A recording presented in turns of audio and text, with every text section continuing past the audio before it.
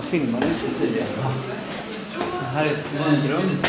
Är det en dröm eller verklighet? Var är jag någonstans? Ja, det är en verklighet. Det var gott. Vad är det där uppe då? Det är filmfestivalgrejer. Filmfestivalgrejer, ja. I have folk, som man brukar säga. Lounge. Info center. Eyes are watching. Det är som en kamera. Och här har vi nästan. Det här är väldigt spännande. Ja. Jag vet aldrig var jag hamnar. Det är nästan som en drömmvärld liksom. Vad är det vi ska uppleva här då? Var är målet? Här. Som har seminarium. Det var popcorn. Tror du får mat? Var är showen? Var är showen någonstans? Är det öppet fortfarande?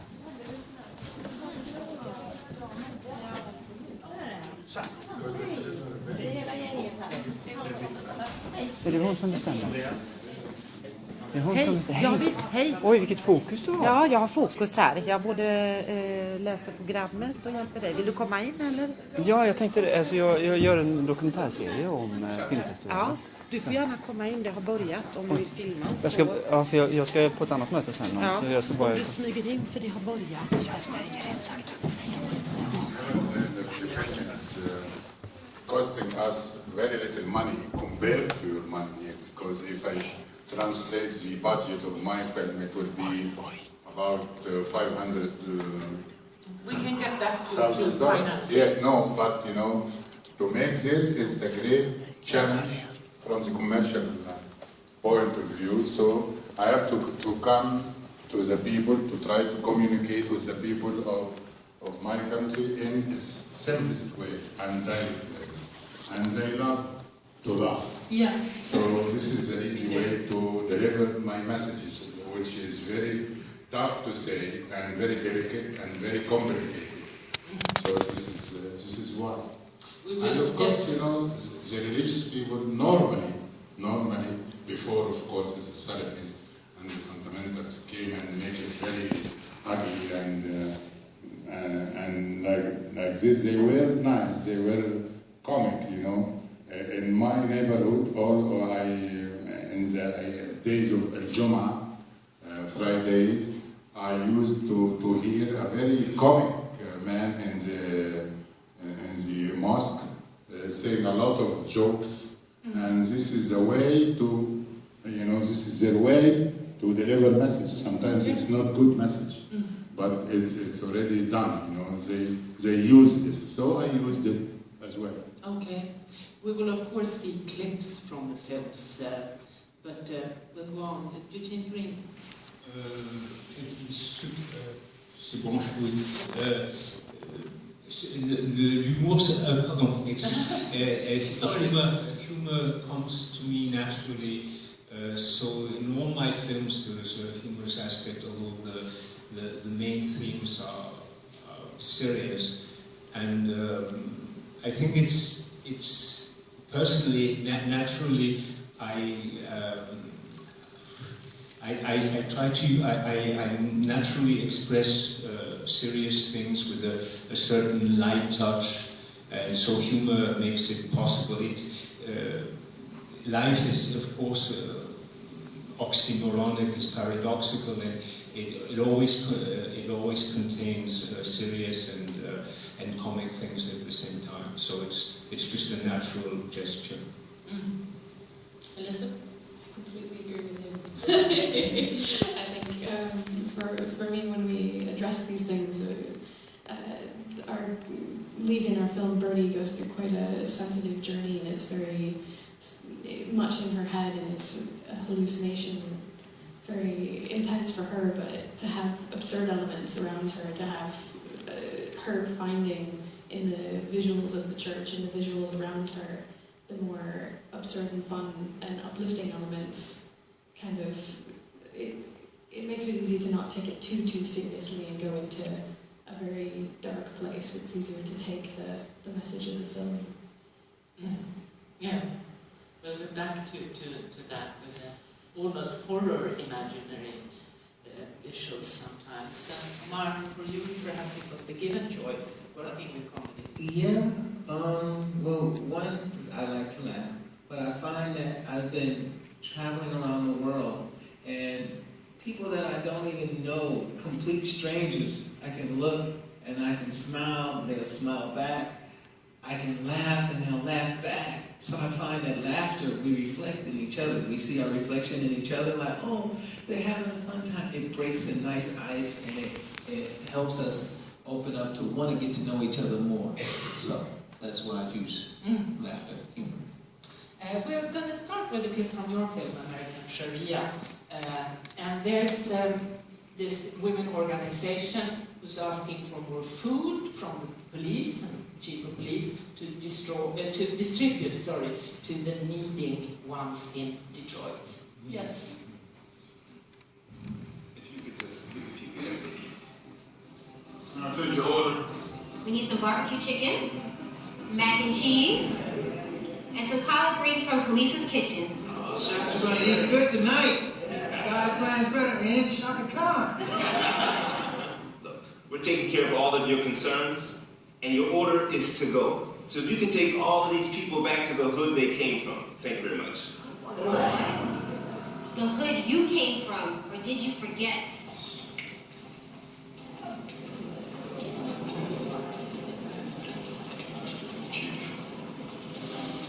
Too much power for one.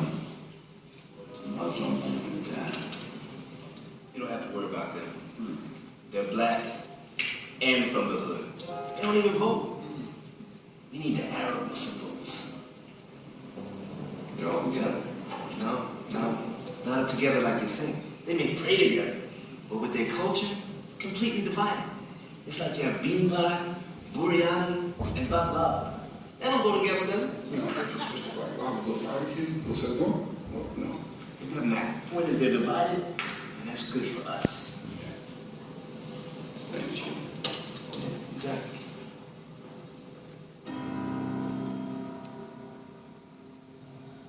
Let me ask you something, Mr. Sailor Life. Yes. When do the heads grow?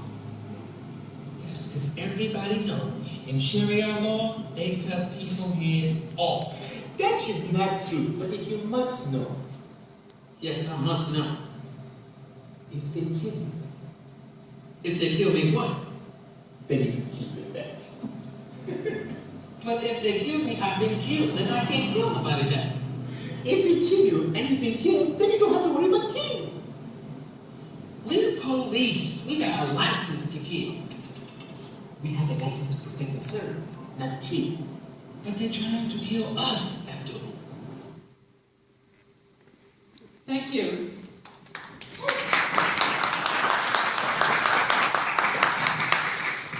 You have lots of talks like this in the ends about different terms from the Muslim, like Sharia and Jihad, and it's this happy buddy cop of yours that's educating you.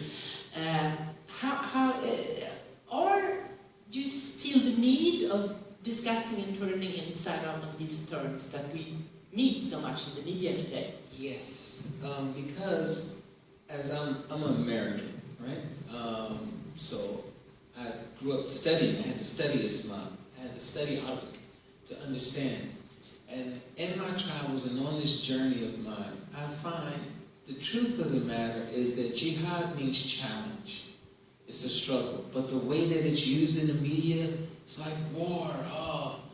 But that's just so not. They even have people named jihad. So you imagine when he goes to introduce his son, he doesn't want to call him. Like, oh my God, especially at the airport. It's going to be a problem. Yeah. Right. But then also Sharia. Sharia literally means a street. It means a road, a path, which a lot of the scholars say a path leading to water, something that will give life. This whole big misunderstanding of these words, even Allahu Akbar, God is the greatest. But if you put some angry person on television and they're like, jihad, what meaning are you going to get from that? Or if you put an angry person saying Sharia, and then you say, oh my God, they come in with Sharia law, you're creating fear from something that doesn't mean fear or be afraid. So I wanted to use this happy guy who has a clear understanding of what it is and turn and re-educate the minds of the people. But then also, I want him to express what it really truly is, because we need to get back to the essence of it. If we have an issue with Muhammad or Abdullah and he's angry, we have an issue with Muhammad or Abdullah, not Islam. So that was my purpose. You, Magdi, you are feeling a bit the same, aren't you? Because you are also using the preacher who turns in and out on the way how to interpret it. You know, because of the different countries, I may differ from him, you know, because, you know, jihad, as originally the idea is, he's fighting the Islamophobia, but I'm fighting the Islamo realistic, you know, because jihad, by definition, is to struggle and to fight and maybe to kill others until Islam prevails. And this is the original idea, you know. You have to reject this. You have to say, no, jihad is, we have to deal with another jihad is against yourself also, because now Islam is prevailing, okay? It's okay. The ideas are okay. We are to reject the meaning, the old meaning, and unfortunately, the master meaning of jihad. And Sharia too, because when you say Sharia, it means that the Sharia, the law of God, must prevail upon all the modern way of governing ourselves, you know.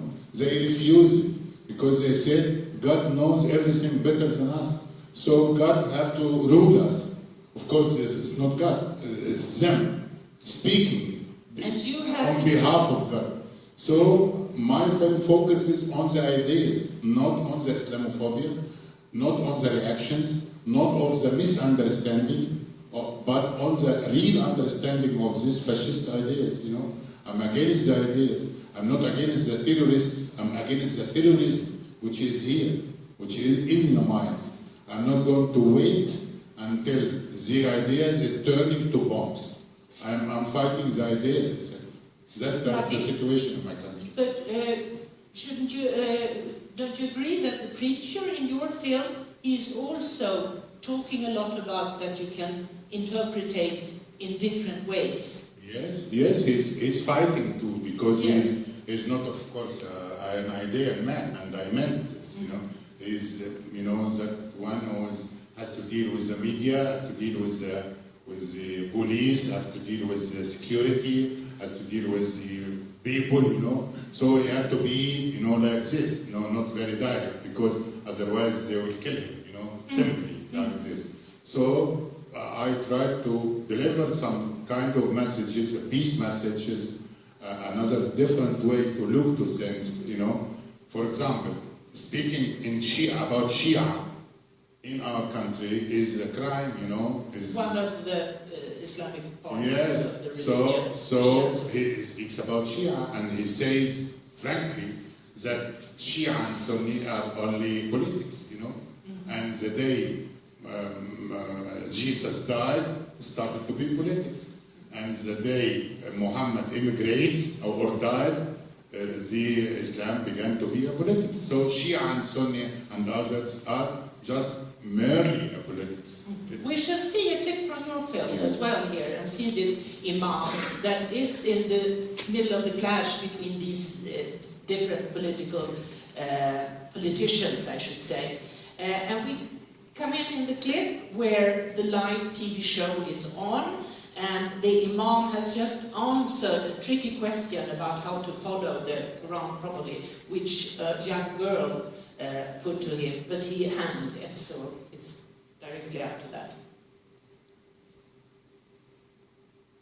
ده الحديث التعبيري المخيل اللي قال فيه ايه؟ انتم اعلم بامور دنياكم. اسمع يا مولانا، فاضل لنا 10 ثواني. المخرج بيقول دلوقتي خلص. والى ان نلتقم في الاسبوع القادم ان شاء الله، نترككم في رعايه الله وامنه. والسلام عليكم ورحمه الله وبركاته. لازم نعرف دلوقتي الحل مين اللي جاب البنت دي هنا؟ وايه السؤال المهم اللي انا سالته ده؟ مين المسؤول هنا؟ فهموني. محدش يستعبط. مين اللي سمح للبنت دي تسال عن انكار السنه والمعتزله والكلام اللي هو قد في الدين ده؟ يا استاذ عميش عايز حد تهدى الموضوع بسيط صدقني. اقول لكم انا طراطير هتقول مين اللي جاب البنت دي؟ لا خلاص بقى يا علوش حصل خير. خير انا ما بفهمش بالدين بس يا استاذ في التجاره والحرب الوسخه البنت دي متصوته تبوظ البرنامج وتشوشر على سمعه الشيخ حاتم. انت طراطير مين اللي جاب البنت دي؟ اهو ماشي اهو قفشت حمام حريم ازاي ده؟ حمام حريم ايه بس؟ بقول لك ايه بهدوء كده قول لي حكايه البنت دي ايه؟ البنت دي يا ريس بعرفها من على الفيس، قالت لي يا ريس عايزه تحضر برنامج الشيخ حاتم، جات لي يا ريس وعيد اديها السؤال بس انا ما اعرفش غلطته ليه، والله ما اعرف غلطته ليه يا ريس. طب بقول لك ايه؟ علام انت والمعد يلا كان لازم اخلص على الفكره. لا يا مولانا بس يعني